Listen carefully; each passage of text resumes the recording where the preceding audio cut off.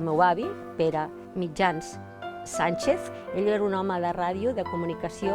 Un dels locutors pioners del món, sobretot esportiu, de la història de la ràdio a Badalona. Aquest encontre s'ha escoltat ací per ràdio gràcies a l'esforç de l'emissora local i de la ferreteria La Badalonera.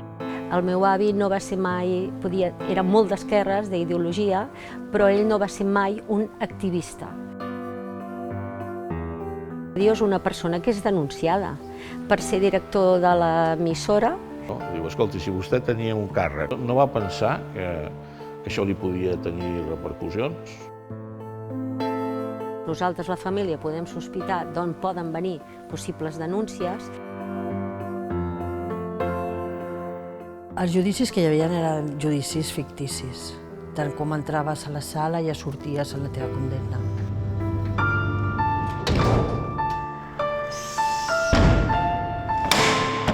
L'important és que hi va haver gent que es va comprometre defensant la seva persona.